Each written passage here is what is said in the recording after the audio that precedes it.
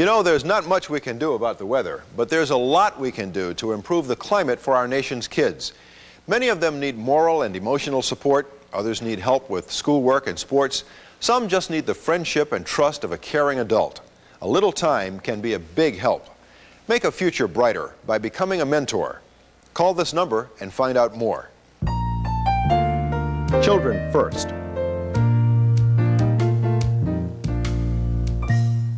The producers of Roseanne, Grace, and Sybil bring 3 new women to one show. Townies, they're lifelong friends. See? Their bathroom has no line. The women's line was insane. We don't talk in the men's room. Sorry. I'm new. Molly Ringwald in Townies, ABC Wednesdays this September. Madonna was a damsel in distress. That's me. Then a mild-mannered attorney came to her rescue. That your car, Loudon? Yes. Well, no, it's not my car. Let's go. And now she holds the key to a wild new world. If you take a leap of faith. Griffin Dunn, Madonna. You're lying. How do you know? Your lips are moving. Hey! Who's that girl? Be sure to watch 11:30 tonight on 6 ABC. Everybody have something they like on their plate? Got fruit? Turn warm summer evenings into great summer I memories. think food does taste better outside. It's something about a picnic. Spend more time together as a family. Where's my drink? Is this my drink? That's your drink. Make these extra daylight hours last a lifetime. A good meal together.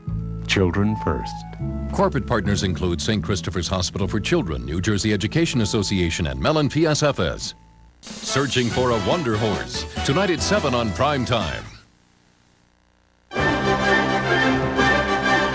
The following is a special presentation of ABC Sports. Decades ago, the auto racing world sought to separate man from machine. The answer was IROC. Equal and matched cars, meticulously prepared to race, but with the mechanical advantage eliminated. Only the driver remains. IROC is a celebration of champions in its 20th season. 12 of the finest from 5 different disciplines race on 4 different tracks. It's the International Race of Champions.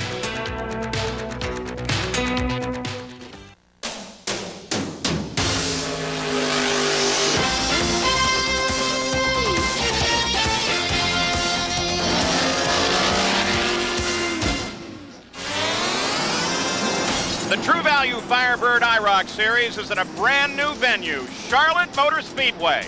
Here's Jack Arute. Paul, this is an historic night. That's right, I said night for the International Race of Champions. You see, for the first time in its history, the IROC cars will perform under the lights here at the 1.5 mile Charlotte Motor Speedway. Lights totally surround the 1.5 mile pavement on the racetrack, and lights right here on pit road as well. These specially designed Musco canister lights that take light from the canister, put it up into a set of mirrors, and back down onto pit road. It's almost like daytime. Now, it should help in terms of the racing conditions as well. There's no clouds, no sun to change the track temperature, so it should make the racing that much tighter. Well, Jack, it is both special and historic to be here under the lights at Charlotte as we continue our celebration of the 20th anniversary of the International Race of Champions. This, of course, is round number 3 of the 4 races to determine the series champion. And when we take a look at the points, take a look at the top of the order. In this series that lately has leaned a little bit toward the stock car drivers, we've got 2 IndyCar drivers, Robbie Gordon and Al Unser Jr. at the top. Now, how did they get there? Well, we only have to go back to round 2 at Talladega, lap 5, when Dale Earnhardt was leading going into turn 3, and we find out because when the crashing and banging was all over, there were 7 cars parked on pit road and 5 cars left, and 3 of those were the IndyCar guys. So tonight may in fact be get even night. And Jack, I think it has the makings of a great rivalry. Well, you talk about a rivalry. For the first time in the history of IROC at Talladega, it was top 3 finishers going to IndyCar, led by Al Unser Jr. But Dale Earnhardt, do you think the Winston Cup guys in their home territory are going to have something to say about these IndyCar drivers tonight? I'm collaring him. What about shouldering him? Is there a rivalry between the 2 of you at all? I mean, between, sure, I want to beat him. He no, wants between to the beat me. disciplines, between Winston Cup and IndyCar. No, we're all racers. That's right. Y'all have seen him in practice last night. He was damn fast. What's going to be the key for the both of you? Get to the finish. He's got the white car and I got the red car, and they both ran good at the last 2 races, so we're in good shape. We're in good shape. You bet. What about you, Al? Going back after that, did it give renewed enthusiasm to the IndyCar drivers that they performed as well? Granted, there was the lap 5 crash. Yeah, well, I think we were awfully lucky to do what we did for sure, but you know, it was just one of those things where you know, the Lady Luck was with us, she rode with us, and that's the way it is. You know, tonight. No skill getting through that wreck. Tonight. I thought it was a lot of skill getting through that wreck myself. Tonight it's going to be a different thing. I mean, these guys have been practicing all day long in their Winston Cup cars. Get out of here. Well, believe it or not, it's a rivalry, but Benny Parsons and Bobby Unser, it's a friendly rivalry. Well, Jack, whatever argument that Unser and Earnhardt may have, they better forget about it, because Bobby, Rusty Wallace on the pole, he's going to be tough to beat. Well, he is, but I bet you when the flag drops, it's dog-eat-dog type of racing, because there's no drafting here like Talladega. And we talk about the lights on this racetrack. I don't think the lights going to be a problem. The big advantage of stock car drivers have is the experience at this racetrack. Well, almost all the IndyCar guys have driven under lights one time or another. But I'll guarantee you one thing, Benny Parsons, none of them ever been to Charlotte before. They got 100 miles to learn this racetrack. Well, Benny, they're already rolling on Charlotte Motor Speedway. The 12 are lined up behind the Firebird pace car. Here is the starting grid in the inverse order of the points. Rusty Wallace from NASCAR has the pole with stock car driver Mark Martin starting alongside. In row 2 from the Busch Grand National Series, it's Johnny Benson Jr. and World of Outlaw champion Steve Kinser. The third row is stock car driver Jeff Gordon and IndyCar driver Scott Pruitt. In row number 4 from road racing, it's Tommy Kendall and Terry Labonte from NASCAR will start on the outside. And in the 5th row, 2 very big stops. The 6th and final row, the big surprise, those 2 IndyCar drivers starting at the top of the points order, but in the last row, Al Unser Jr. and Robbie Gordon. All right, so we're ready to go. 67 laps, yellow flags don't count. The Pontiac Firebirds now under the control of the pole sitter, Rusty Wallace. Wallace and Martin, the front row. Wallace, the purple car. Martin, the silver car as they come to the green flag. Boy, that was an even start, Paul. Front row pulls away nice and even. First 3 rows are still running in formation. Now they sort out just a bit. I think that's one of the nicest, straightest up starts we've ever seen in IROC. And here comes on the inside of Johnny Benson in the cream-colored car and moves Rusty Wallace back to 3rd spot. As Mark Martin takes the lead, Benson goes into 2nd place. Take a look at the move, too, of Scott Pruitt as he starts to close up with the front 4. Now let's keep in mind there's not going to be much drafting, but they will get a little bit of help, Benny says, right at the end of the back straightaway going into turn 3. That's enough to keep them grouped up a little bit. There we see that's the blue car we saw with Sterling Marlin trying to make a move on Kendall. Meanwhile, back at the front is Mark Martin, Johnny Benson, and Rusty Wallace, the top 3. Fight is at the front there. Mark Martin as we watch his silver car with Johnny Benson Jr. right behind him. Then Rusty Wallace on board with Rusty now. Look how good the colors look at night under these beautiful lights out here. I think this is the nicest racing shot we've seen in a long time. You get the puff of smoke as the tire hits the left rear fender down in turn 1. How closer getting to the wall there. Down into turn 3 now. Nothing changes at the front of the field. The surprise is that Al Unser Jr. is still sitting back and is in a battle for last place. Gordon and Jr. have not been able to improve on their positions at the back of the field. And you wonder about racing that night and how the drivers, how difficult it would be to see. We can see that the visibility is very, very good. Lighting here at Charlotte Motor Speedway is great. There's the battle you were talking about for last place, the white car, Al Unser Jr., and the dark green of Robbie Gordon. And look at that red car right in front of him. That's Dale Earnhardt. He hasn't come up any either. Not as much passing in the back as we thought there would be. So Dale Earnhardt sitting just ahead of Al Unser Jr. as we look from the top of Jr.'s car. And they flash across the stripe once again. Now watch, this is going down into turn 1. You can See, that's what the drivers see. Look at the sparks coming out from under Dale Earnhardt's car. They're the red one, just ahead, a little out right there. Coming off of turn 2, the back straightaway, which is the only straight place on the racetrack. Now we're coming down into turn 3. There's Dale working down the bottom there. That's Sterling Marlin right in front of him, and Earnhardt tries to get on the inside. Can't quite make it. Looks like the lime green car of Tommy Kendall in front. Coming out of turn 4 right there, just a little tiny short straightaway, and then it's all the way you can see right there at the front of the start and finish line. Crooked everywhere but except the back straightaway. Ability to get these cars through the corners.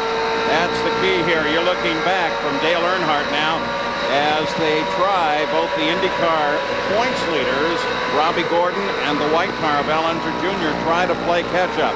But it is not working well as the leader of the race started on the outside of the front row, got around pole sitter Rusty Wallace. It's Mark Martin, and he runs all alone at the moment. Enter the True Value Firebird Excitement Lap Sweepstakes for your chance to win a race weekend for 2 to any 1997 NASCAR or IROC race. Call 1-800-944-4762 and identify the driver leading at the start of lap 34. Enter the correct car number and you're in the drawing to win. Winners will receive round-trip air travel and hotel, 2 tickets to that weekend's race, and $500. Or you could win one of 65 True Value gift certificates. So get ready to call and win. Contest ends 1 hour after the conclusion of this telecast.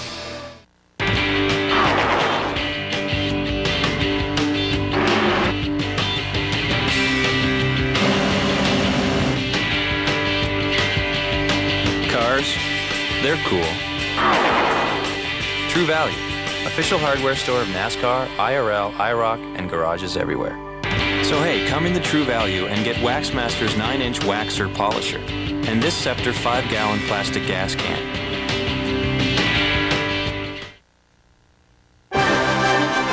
The International Race of Champions is brought to you by True Value, official hardware store of IROC and garages everywhere. Mobile Motor Oil. At Mobile, we've been changing oil for over 125 years. Monroe's Sensatrack shocks and struts, making the road a safer place. And Pontiac, proud sponsor of the 1996 U.S. Olympic team. We are driving excitement.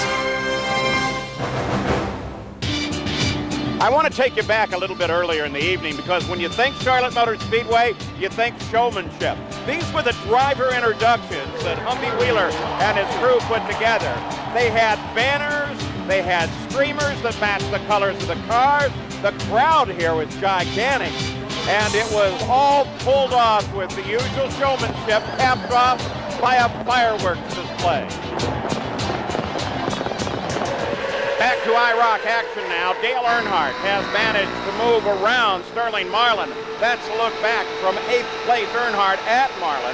And behind them, Tommy Kendall has been falling steadily backwards. Al Unser Jr. has come forward in the white car, and Robbie Gordon is struggling to come forward as well. Mark Martin is still the leader. Tommy Kendall went into turn 1 a little while ago, Paul, a little bit low. Lost a little bit of momentum. Earnhardt went right by him. Little Al went right by him. He went back to second to last place almost immediately. Earnhardt and Marlin come to work up on Terry Labonte now. He comes down inside Labonte, and we've got trouble. And Earnhardt's in it big time. Oh, we've got several cars. There's Sterling Marlin, dark blue car. So over in turn 4, several cars involved in contact. A couple, including Earnhardt. And there you see Robbie Gordon as he tries to limp back to the pits. There's Kinzer. You saw a brief shot of him. Heavy damage to the right front. Earnhardt says, no, this one is over. I'm taking it to the garage. It's amazing that he can even drive that thing to the garage. Look how bad it's been. You can see the camera. On board there with Earnhardt as he takes it all the way back to the IROC garage area. Terry Labonte, some damage to the right front of his car. So, and there you take a look at the 4 car of Sterling Marlin as he sits up against the wall. Robbie Gordon had a lot of smoke coming out of the cockpit of that car, but it doesn't seem to perturb him. He hasn't climbed out yet. Well, he's still hoping that he can get it back together. When you see this many cars wrecked, the guy wants to stay in the race no matter what, because that's the point deal. So 5 cars involved in this situation, 7 circling the track very slowly. Here's what got it started, Benny. Looks like some contact between Jeff Gordon and Kinzer. And there comes Earnhardt right in the side of Kinzer.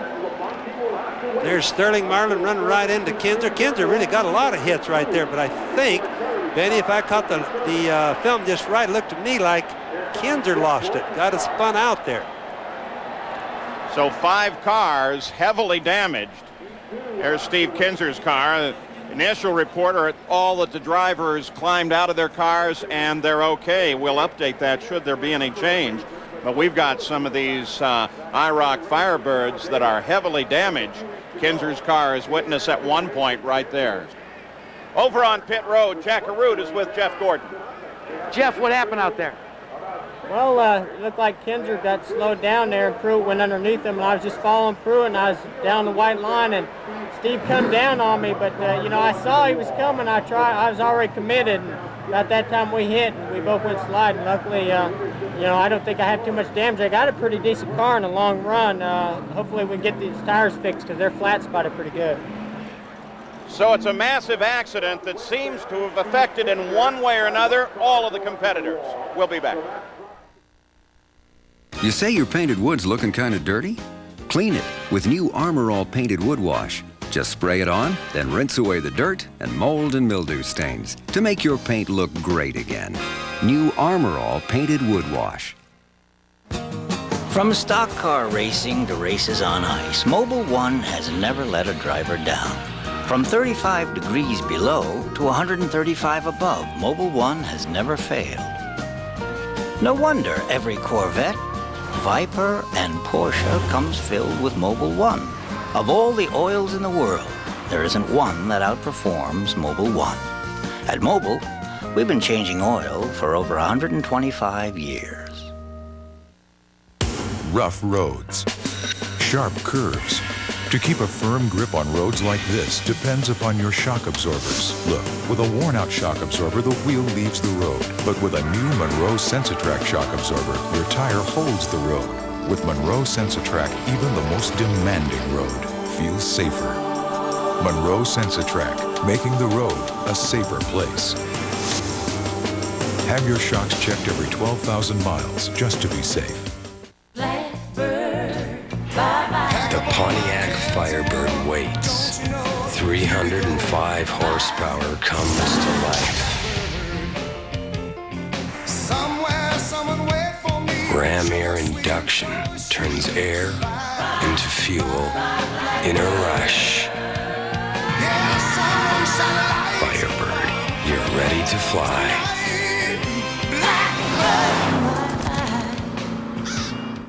Presenting Armor All Vinyl Siding Wash. Just spray it on, wait 5 minutes, then rinse it off with a hose. And look, why, it's the greatest invention since vinyl siding. Armor All Vinyl Siding Wash. ABC Saturday. It's amazing what these real people will do in the hands of hypnotist Paul McKenna. Do you ever wear women's underwear? Yeah. It's real fun with real people. There's never been a show like this before. The world's funniest hypnotist, ABC Saturday. Back at Charlotte as we take a look at what's caused this long caution. When first Steve Kinzer gets together with Jeff Gordon and Earnhardt piles right into the center of it. We've got a couple of different views from you, beginning with Dale Earnhardt. And he goes blowing by Earnhardt and bam, right in the side of Steve Kinzer. And there we see Al Unser Jr. going out just barely touching the wall. Now there's where little Al's left front fender went, but just think of the magnitude of that crash, how hard he was hit. This is on board with little Al. He ricochets off of 2 cars, comes down. You can see all the sparks coming from all the cars practically that were involved. Look at that. People get lost. They don't even know where they're going. Looking backwards from Terry Labonte. And Sterling Marlin goes by with tires smoking, and Labonte gets hit from the rear and continues on. And Jeff Gordon. Now remember, this is where the accident really began. There we see Gordon diving on the inside of Steve Kinzer. Down in turn 3. Right here he comes up under, boom. They touch, and look at him going. Now what's happening behind is what you've already seen. Incredible sound and pictures. Here's Jack. What happened? Oh, I just went in the corner there, and Jeff come underneath me. I don't know. I was coming down the track, but I didn't know he was there, and so, just one of those things. Nobody's giving anybody any room, I don't guess. Another case needing spotters, ain't it? It would help a little bit, maybe. I don't know. Dale, things got awfully tight out there, and there's not a lot you can do from the position you were in.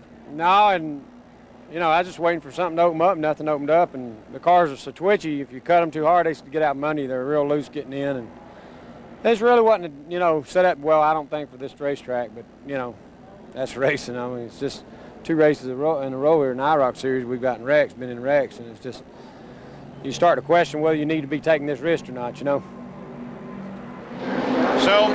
some cars out, some still with very heavy damage, some with some fascinating repairs, and we're ready to go back to the green under the lights at Charlotte. And this, very much like Talladega, could have an interesting effect on the points, though unlike Talladega, you have 3 NASCAR veterans, 2 NASCAR veterans, and one of their Busch Grand National guys up at the front as they take the green flag. And right away, there's a move for the front.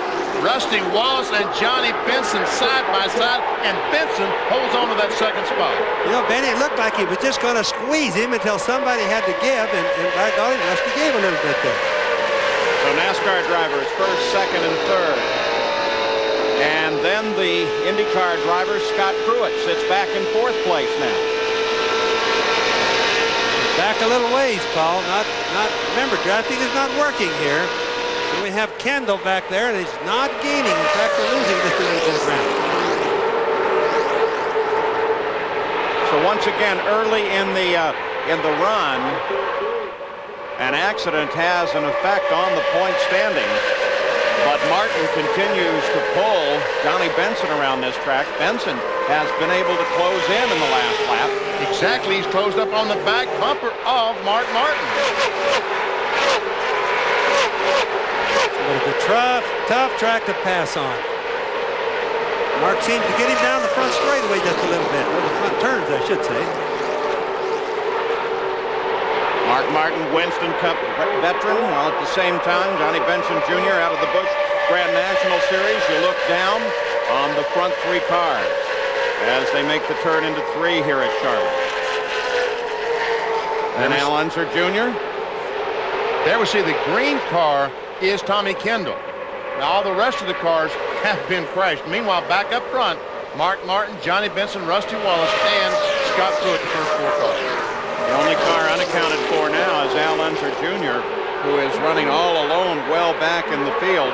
Also, Terry Labonte's out there, and he is running off of the pace, but both of those are trying to catch up. And Jeff Gordon also is off the pace with an injured race car. A lot of these guys that are just bringing up the back, as we well know, again, are just trying to stay there to collect some points. There's still another race left to come in Michigan, so points here are very, very important.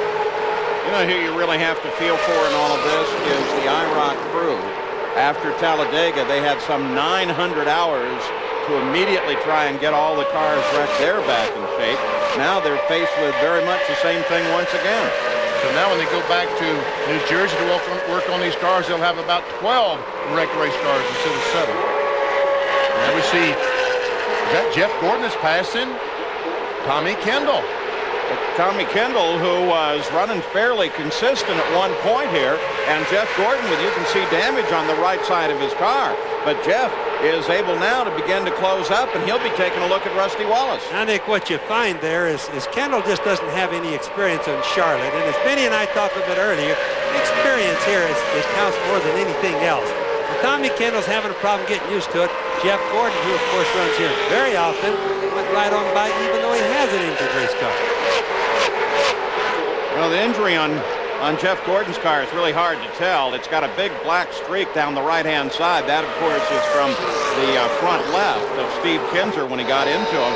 But it really looks like about all the damage was to cave in the side of the car and put the mark on it. Well, if it's aerodynamics just on the side, of course, that isn't going to hurt his speed, especially at this track, because they don't have speed here like they do at Daytona or at Talladega. Yeah, Benny, how much does aerodynamics make? Does it make any difference here at all? It makes some difference. Of course, it makes some difference. As a matter of fact, NASCAR and the Winston Cup cars changed the rules. There we see Terry Labonte with a gold and blue car passing Tommy Kendall for 6th spot. Now that blue you see in the right front corner of his car, there was the tape fender. That's all blue tape on there. So the tape special of Terry Labonte moves out and around Tommy Kendall, who is struggling to learn this track as fast as he can. He was not among the group that we watched practice here last night when they had a special nighttime practice for the IROC competitors. Most of that time, by the way, spent trying to figure out exactly how to get the cars handling here. And you want a good example of the Dale Earnhardt style of intimidation? Everybody was complaining about running the car, so Earnhardt finally came out, climbed in it, took a couple laps, climbed out, looked at the other guys, waiting to hear what wisdom he would impart on how these cars could be corrected, and he said, perfect, walked away. Now look at all the tape on that red and blue tape on Labonte's car there. He's really injured, but now that type of aerodynamics thing won't hurt that car very much because it's still got an even body flow going on. Whereas you look at little Al, he's got a left front fender almost gone. Now that's really slowing it down. That's like trying to push an umbrella through the air. So the stock car drivers are dominating here at Charlotte with 3 stock car drivers in the top 3 spots. We'll be back. Just how long does a car battery last? About this much time is put into most batteries. But AC Delco puts in more time, so our batteries last over 20% longer. Well, now there's the Delco Freedom 84, our longest lasting battery ever. We put in 7 years of guaranteed starts, making it the granddaddy of all batteries. Hey, my watch! Goodyear AquaTread revolutionized wet traction design. Now Goodyear introduces the first tire with a lifetime tread life warranty. The new all-season InfiniTread. Its tread is guaranteed for as long as you own your car. Call 1-800-GOODYEAR. Right now, get a $40 introductory manufacturer's rebate from Goodyear when you buy 4 InfiniTread radials, Goodyear's longest-wearing passenger tire. That's $40 on 4 Goodyear InfiniTreads. But hurry, this Goodyear offer ends soon.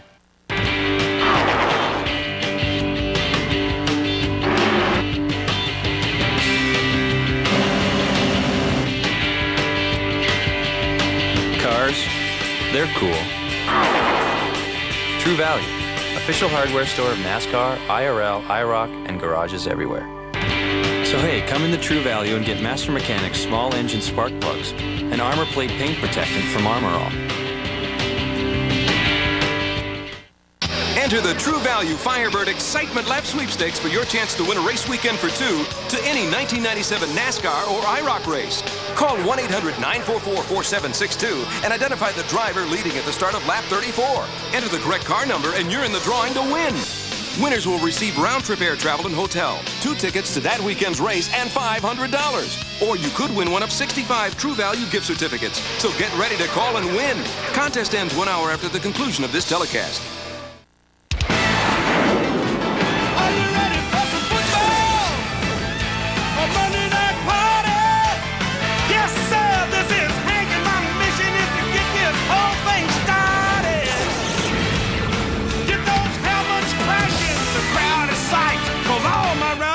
Are back for Monday night. Week after week, it's the time that is right. All my rowdy friends are here for Monday night. That's right. Back at Charlotte, nothing has changed with regard to position. Scott Pruitt, you see him right there, has begun now to close in on Rusty Wallace. Now we have, of the 12 that started, 4, Kinzer, Robbie Gordon, Sterling Marlin, Dale Earnhardt are out of the run. And of the 8 left, 2 of them are IndyCar drivers, though Al Unser Jr. is not really in the fight. He's trying to collect points. And 1 road racer, Tommy Kendall. Everybody else is from NASCAR. And we look back from Rusty Wallace's car at Scott Pruitt, and I tell you, Pruitt is trying so hard to catch Rusty Wallace. Coming off turn 4 a moment ago, he was up in the gray area, 4 or 5 feet out of the groove, but trying to catch Rusty Wallace. And it looks like he is catching him. Yes, he's been gaining on it, Benny. I've been sitting clocking in between, and they're really gaining. Rusty sees that rose-colored car. Look at the rose-colored car right behind a Pruitt. Scott Pruitt's been doing well in the IROC this year. He really has been doing a terrific job. And if you look back behind Pruitt, another car that's closing in is that of Jeff Gordon. There's Wallace, there's Pruitt. And we talked about Jeff Gordon's car earlier, Paul, and I've been looking at it as it went by real close, and he has nothing bent but a door. And I don't think that's really hurting him very much because he's been moving up, as you said. On board with Rusty Wallace now. Remember Pruitt just behind him. Watch him go down in the corner. Let's see. Turns the steering wheel. Make it go left, baby. Go left, left. That's it. Now. My gosh, Benny, you made that sound so easy. I think Rusty needs your help. I don't think he needs my help. I don't want to be in there with him.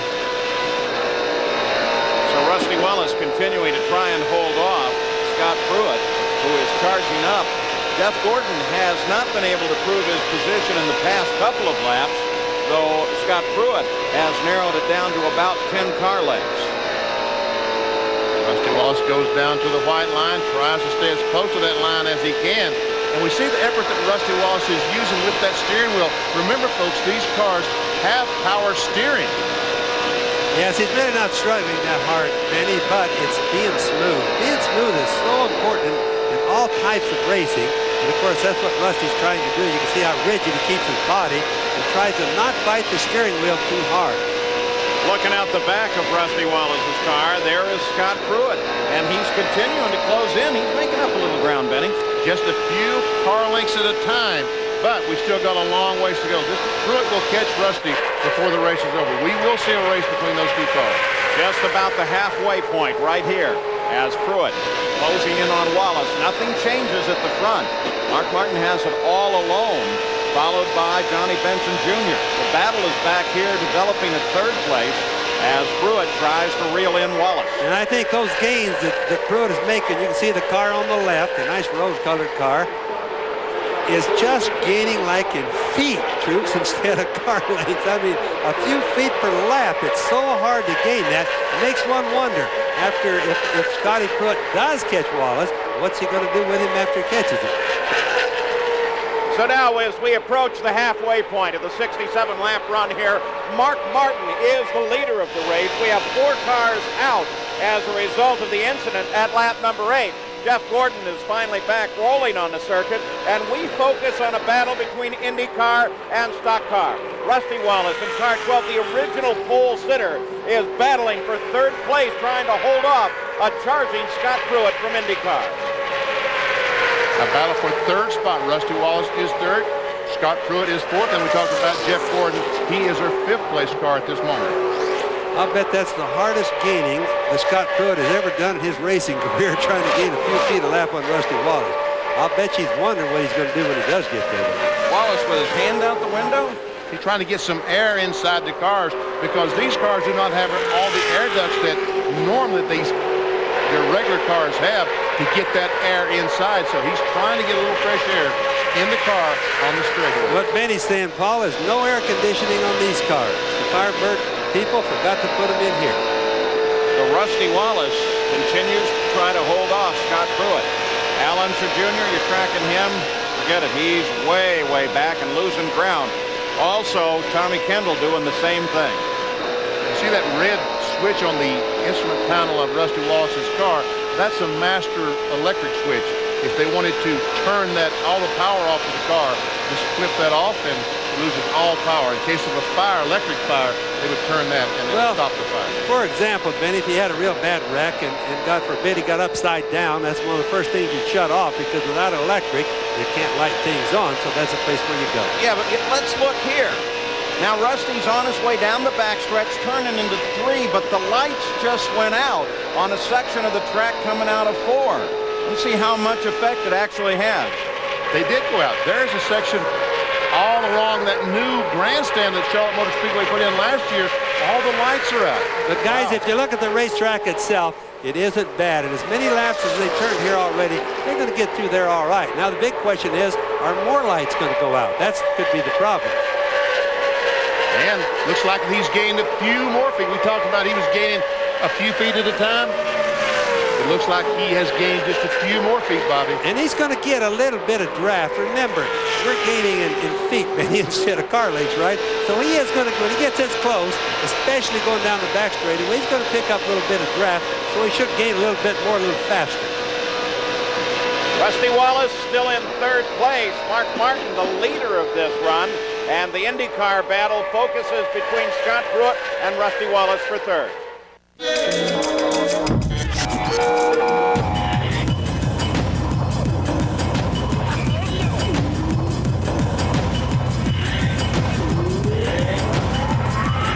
Introducing the car you'll never get over. The new 1997 Wide Track Grand Prix from Pontiac. Call toll-free 1-888-97-WIDER for your free video information package. See how wider is better. Two of the hottest stars are together for an ABC network premiere. Ha! Al Pacino. I'm asking you out with me. Michelle Pfeiffer. If I wanted a man in my life, I wouldn't have bought a VCR. An unlikely pair in an unusual love story. Chances like this don't come along often. It's the network premiere of Frankie? Johnny? ABC Sunday. The Cowboys and Chiefs are heading south of the border. They shake their maracas in Mexico on an NFL preseason special, Monday night on ABC. Want a set of wheels that's really you? Get a Dodge conversion van. There's available Magnum V8 power, plus a driver's airbag, and available four-wheel anti-lock brakes. Then our factory-approved converters go to work, putting in options like a VCR, TV, cell phone, custom cabinets, and more. Now, if you think you can equip a Dodge conversion van with just about everything but the kitchen sink, you're wrong. You can get that too.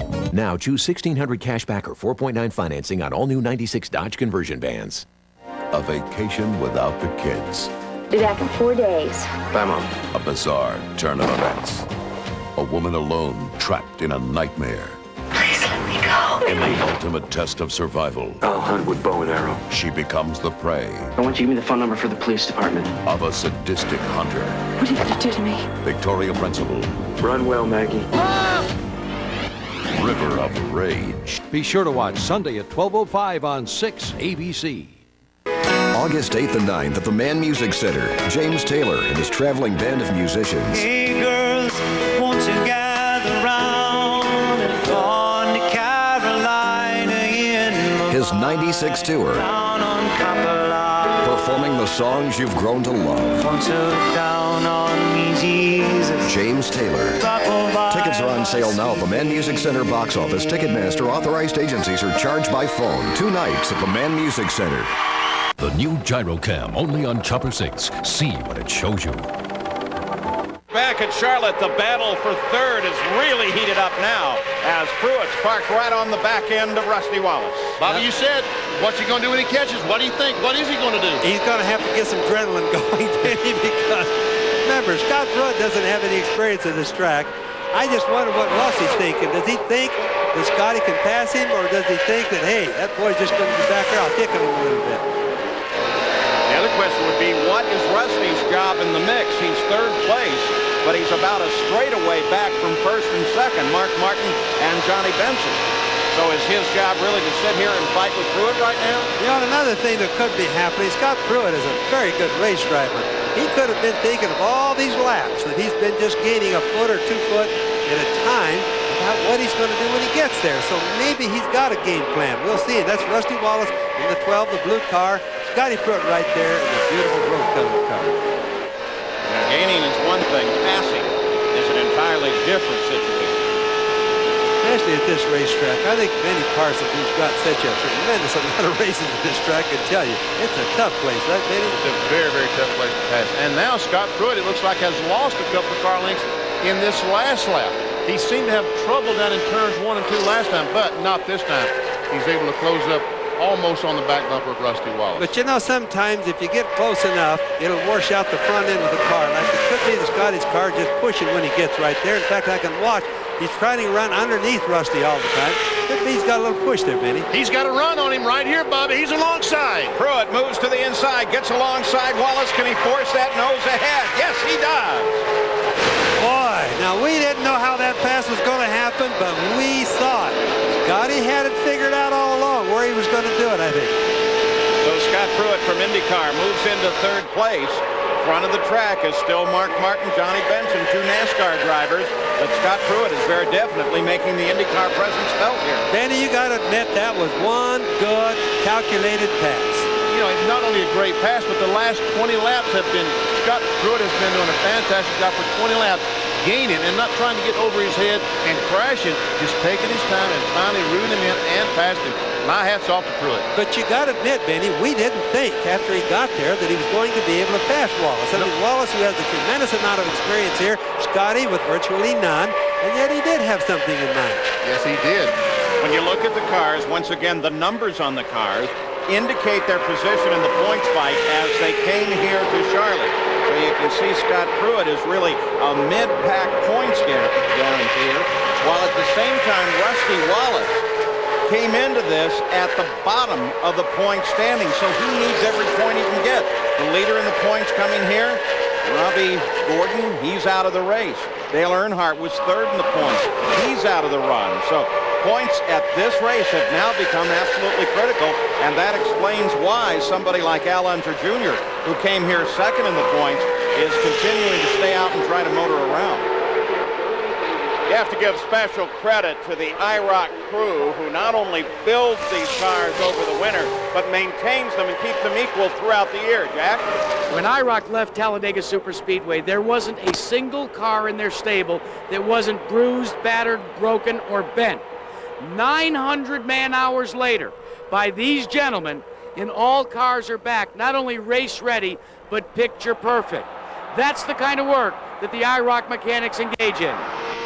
And you know what? After the lap 8 incident, they're going to have to do it all again. Al Unser Jr., he's now been lapped by the leaders of the race, at least by leader Mark Martin. Johnny Benson Jr. is coming around. That's Tommy Kendall up ahead as well, too. The road racer's been having a problem trying to figure out this circuit here at Charlotte. So you ride on board with Al Unser Jr. taking a look at the leader, Mark Martin, followed by Benson and then Scott Pruitt. We'll be back with more from Charlotte. Rough roads, sharp curves. To keep a firm grip on roads like this depends upon your shock absorbers. Look, with a worn-out shock absorber, the wheel leaves the road. But with a new Monroe Sensatrack shock absorber, your tire holds the road. With Monroe Sensatrack, even the most demanding road feels safer. Monroe Sensatrack, making the road a safer place. Have your shocks checked every 12,000 miles just to be safe.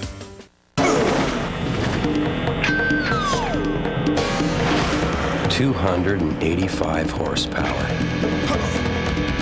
2 airbags. And 2 easy open tops. The Pontiac Firebird T-Top and Firebird Convertible. Too cool. Hi, I'm Buddy Parrott. I'm here to tell you how to get renewed performance from your car or truck with Restorer's Engine Restorer and Lubricant. Now, I can't promise you'll go from this to this, but it will renew compression, horsepower, and overall engine performance to near original levels. Designed for older, high-mileage vehicles, Engine Restorer works with all PTFE products. Automotive performance is my business. Take my advice. Use Engine Restorer and feel the difference in renewed power.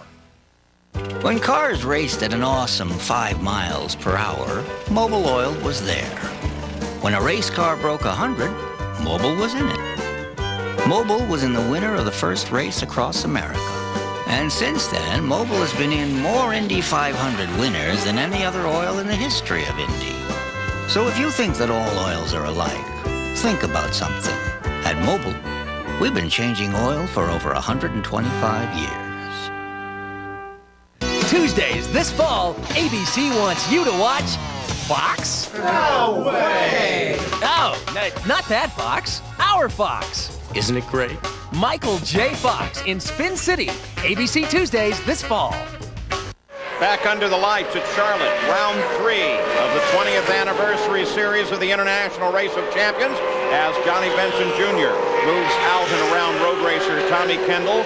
Benson right now runs in second place behind this car, the silver car of Mark Martin. And Martin has been dominant in this run thus far as we begin now to watch the laps roll down toward the 100-mile mark. The real battle has been back at third place, occupied for a while by the pole sitter Rusty Wallace, finally overhauled by IndyCar driver Scott Pruitt. In the battle between IndyCar and NASCAR, well, obviously, NASCAR is dominating the first two positions, and Pruitt is trying to do what he can to salvage the third position and hang on and keep Rusty Wallace at bay. One other interesting consideration is the lights on the grandstand just outside of turn 4. Well, they just went out a few laps ago, and they remain out. But they've taken a look at that situation in race control, and they say it is continuing to be a safe racetrack as Mark Martin now closes up on Terry Labonte. You look out the back of Labonte's car.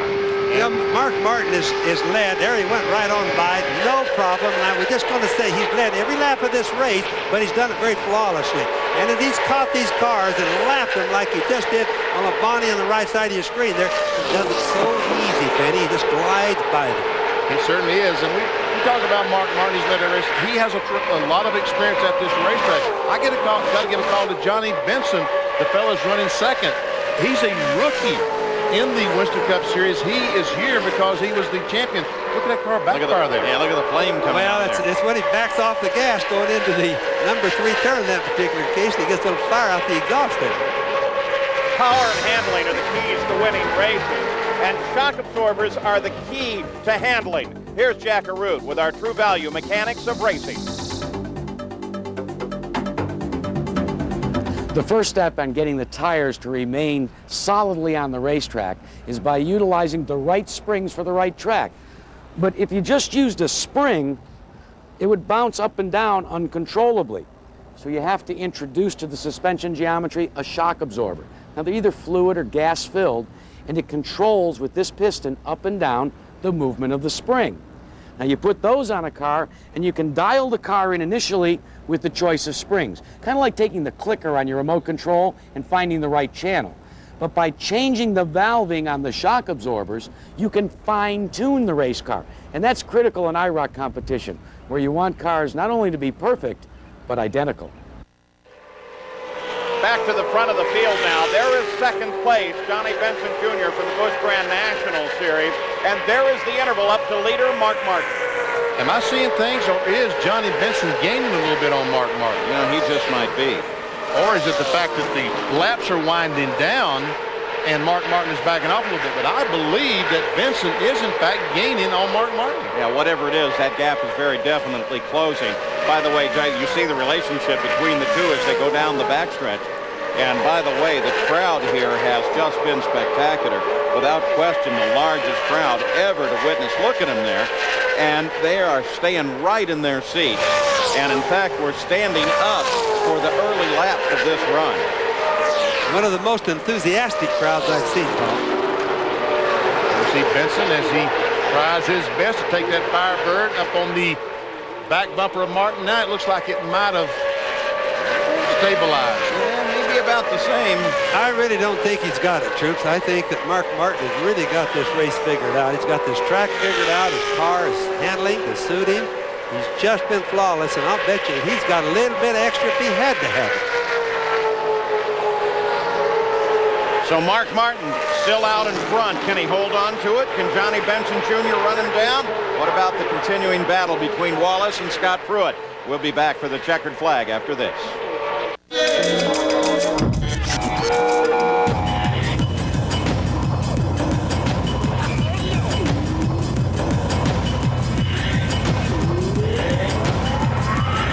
Introducing the car you'll never get over. The new 1997 Wide Track Grand Prix from Pontiac. Call toll-free 1-888-97-WIDER for your free video information package. See how wider is better.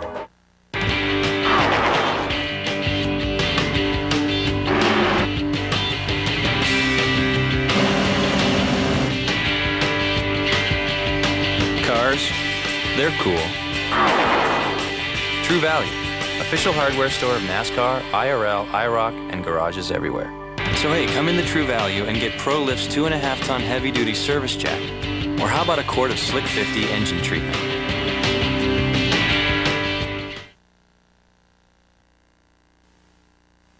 From the people who brought you one clever idea after another comes the Plymouth Clever Ways to Save sale. Save on all our clever ideas. Get up to $1,300 in package values on new Plymouth Voyager. Our lowest APRs on Plymouth Neon. And you can breeze into a brand new Plymouth Breeze with this great low price. The Plymouth Clever Ways to Save sale. It's one clever way to save after another. And it's only at your Plymouth dealer. Siskel and Ebert can't stop raving about Kingpin. Easily the funniest movie this year. I think I smell it. Congratulations to Harrelson and Murray. What'd you just say? 2 thumbs up. Whoa! Way up.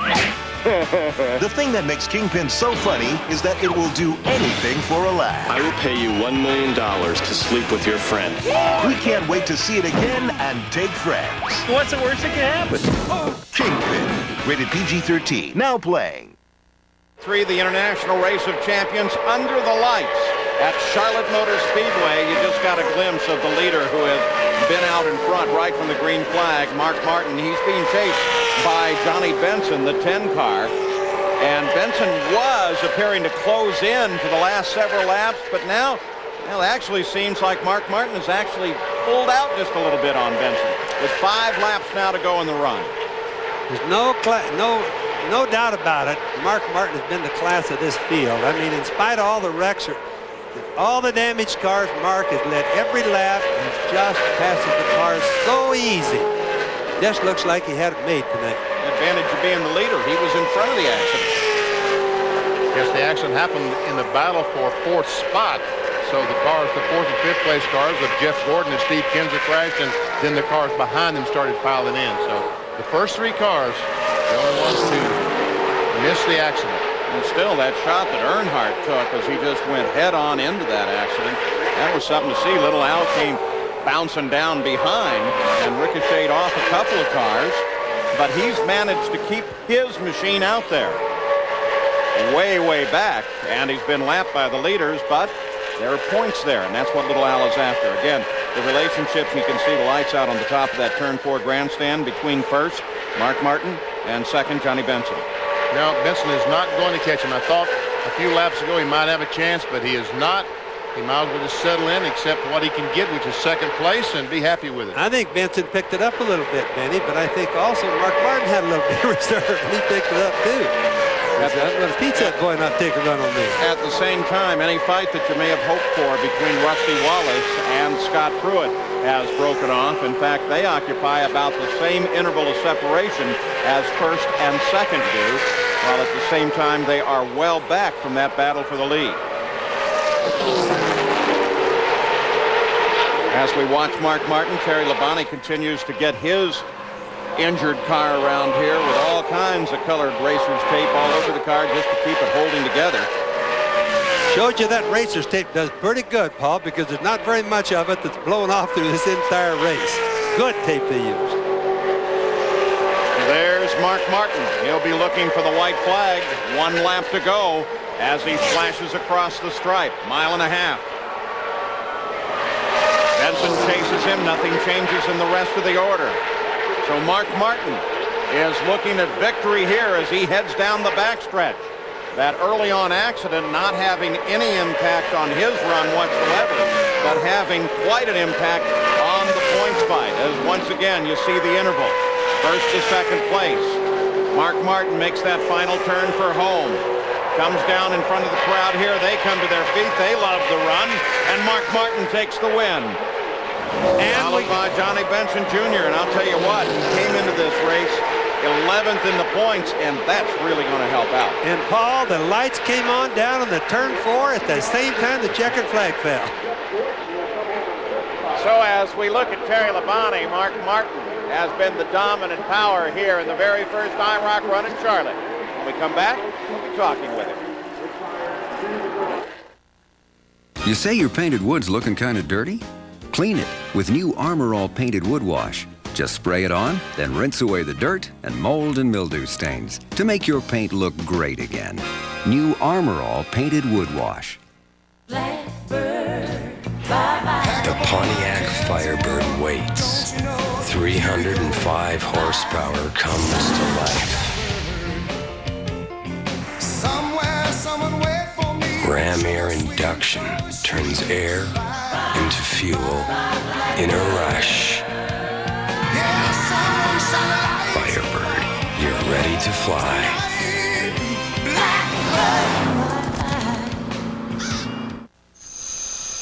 It's a simple concept. The bigger the hole, the easier air can flow through it. That's the idea behind Dynamax, the performance exhaust with the open airflow. Dynamax. Its patented open design maximizes your engine's full power potential, so you can really haul. Performance exhaust systems, engineered by Walker. Dynamax. Presenting Armor All Vinyl Siding Wash. Just spray it on, wait 5 minutes, then rinse it off with a hose. And look, why, it's the greatest invention since vinyl siding. Armor All Vinyl Siding Wash. The world's fastest man, Donovan Bailey of Canada, and other top athletes take the track in Monaco. And the touring cars hit the road at Mid-Ohio next Saturday on Wide World. Well, Mark Martin has taken his first IROC win outside of Darlington. Here's Jackaroo. Well, Mark Martin, congratulations. That was a good Friday night drive. Yeah. Well, it was a good race car and a good racetrack for us. And they started me in the front because we've had so much bad luck all year. And then half the competition was eliminated, kind of like Talladega, only I was in the wreck last time. So, you know, I just didn't feel like we had a great car and didn't feel like we had a lot to race. But unfortunately, I was caught up in a wreck like that at Talladega, and we're next to last in the points coming into this thing. What about the performance of the Firebirds on the 1.5 mile Charlotte Motor Speedway? Man, it's awesome.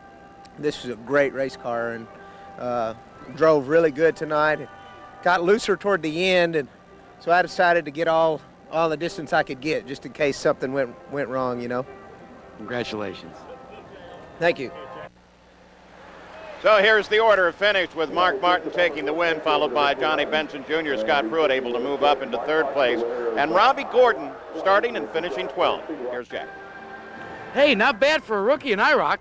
I'll tell you what, man, you know, that was a good run. I was pretty happy with that. And Jay and Barbara and all these guys, what an awesome job they do with these cars. And pretty equal. I mean, Mark was good, a little bit better on the long run. I mean, I was good there for a couple, 2-3 laps, and then his car would seem to pull away just a little bit, and then it kind of just stayed there. So